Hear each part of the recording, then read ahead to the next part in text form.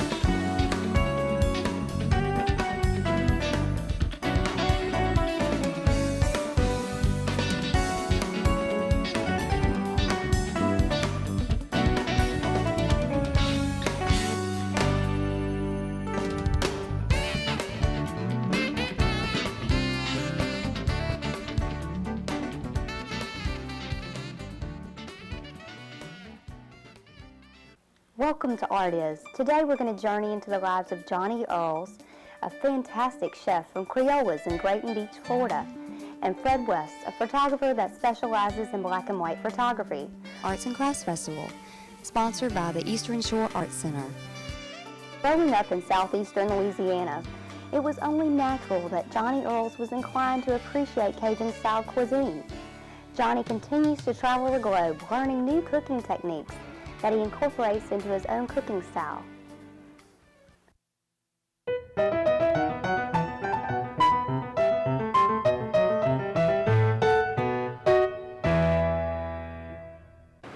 "15 years ago, I moved to Grayton Beach to open a restaurant fresh out of college with a lot of blind ambition, and rented an old building in the old part of Grayton Beach for next to nothing.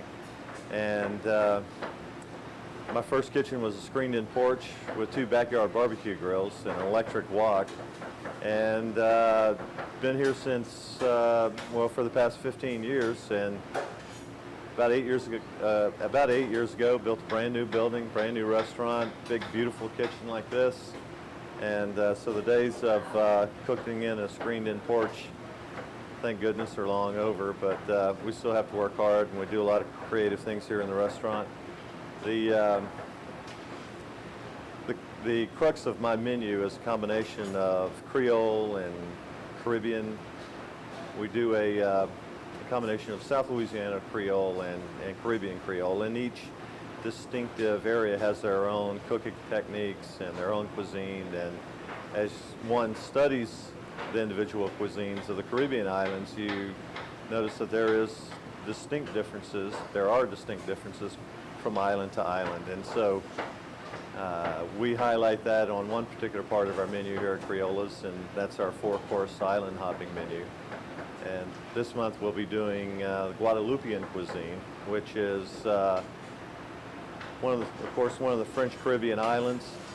Its sister island is the island of Martinique. Martinican cuisine is more based upon Parisian influences, and the Guadeloupean cuisine is more traditional island cuisine, African influences, native Carib Indians. So nevertheless, we have a lot of fun with it. We have a lot of interesting ingredients that we can work with, and I'm lucky enough to have a great staff of culinary professionals to work with that get as jazzed about creating new dishes as I do. When we come back, Johnny will show you how to prepare one of his specialties. What I'm going to be doing here is it's kind of a new style of Caribbean-influenced duck. This is a Muscovy duck breast. I'm just trimming a little bit of the fat off of it right now. These breasts are really nice. Most people don't realize that you can eat duck rare or mid-rare, medium rare, and But what we've done first is treated this duck with a little bit of Caribbean spices, but allowed it to cure for a little bit on the skin, and we then wipe that off. I'm going to just take this duck, and it's best to slightly score the top of the skin to allow some of the fat to render out.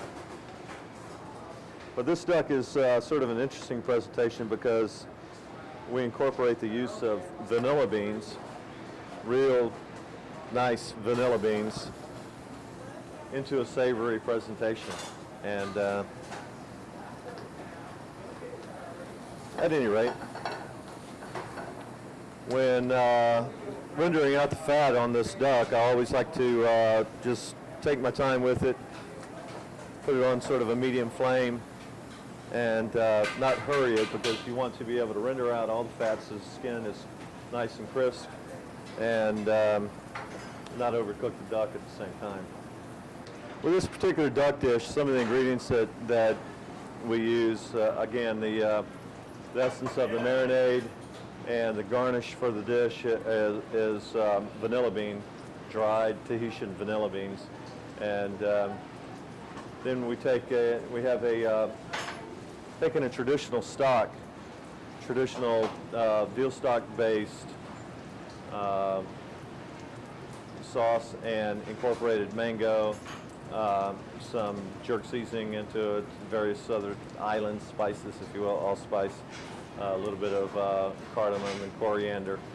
And so what we do here at the restaurant is we take the elements of cooking that were laid down by generations of chefs, and then we incorporate new ingredients and maybe tweak it a little bit with some new cooking styles.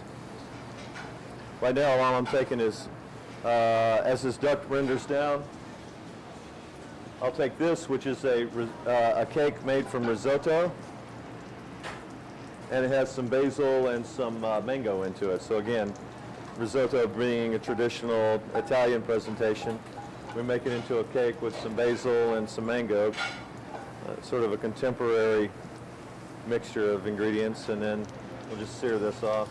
But so much of this kind of cooking can be done at home. I mean, Martha Stewart has done a world for the opening the eyes to residential cooks to new ingredients, and the cooking shows and everything else help people out to become familiar with cooking techniques and new ingredients. And so we'll just sear this off shortly, and this is once the cake is made and you have your sauces made, preparing these items generally don't take, preparing the dish and finishing dish really doesn't take that long. You can see I've seared this side as well, rendered out the fat. Now I'm going to just finish it up. Sometimes I like taking the skin off of this and frying it a little bit more like cracklings, doing duck cracklings as you would pork cracklings.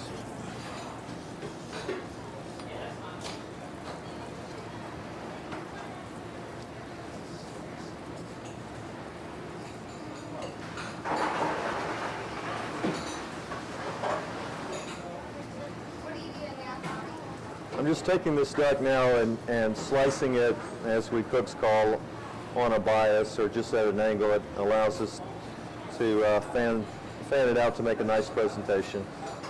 Oftentimes when I'm at home cooking for my wife and my son, they accuse me of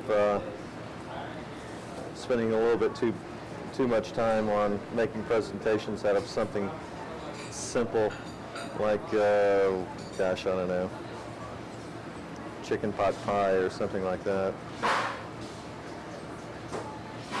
So after this point, duck's all really ready to go.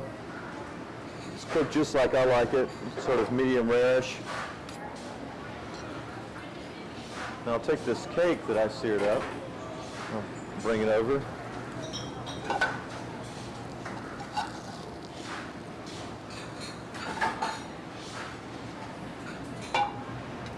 Part of the fun of having your own restaurant is being able to play with dishes, and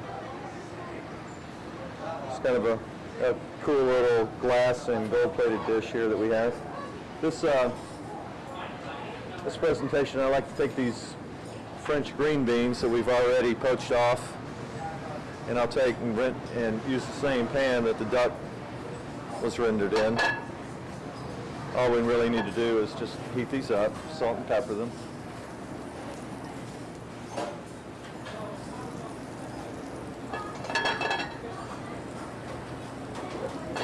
In cooking, sometimes I like to incorporate a couple of different oils into a cooking style. I'll add just a little bit of the extra virgin olive oil to this to heat it up.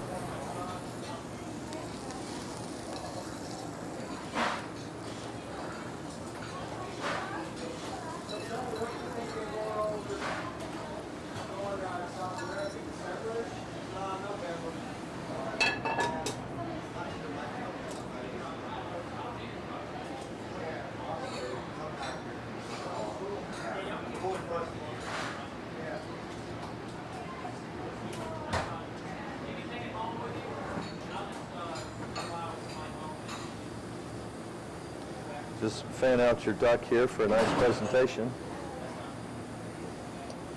And then this is a plantain chip, a plantain being a green banana used in the tropical regions of the world. And we've made a little chip out of it for a little garniture. We'll put this underneath our cake. And here we have some vanilla bean that's been oven roasted and then pureed. Makes a nice little garniture for the plate and for the duck itself. Kind of finishes out that vanilla flavor.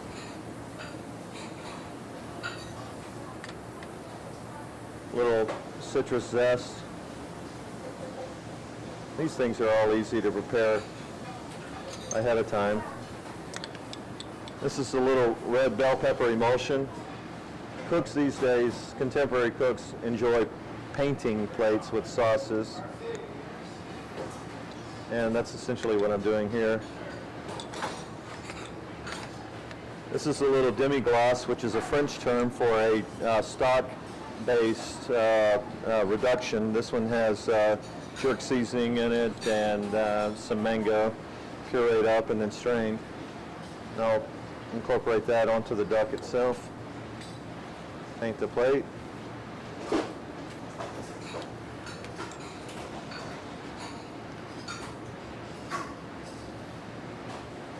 There we go. I would say the art of cooking is one that develops over time. I mean, you have to, when you first started cooking, when one first starts cooking professionally, you're intrigued by new techniques and new cooking styles, but until you have an appreciation for the history of cuisines and just the hundreds of thousands and millions of hours that have gone into creating cuisines over the ages, and all the work that has been laid out by the past chefs, until that happens, you're still a novice. You're still experimenting. And once you grasp that, then you by then have enough of a feel for the basic techniques to be able to really truly create on your own. And the art of it comes through just being able to be comfortable enough with cooking techniques, and then your creativity is released, and you're able to freely express that in your food.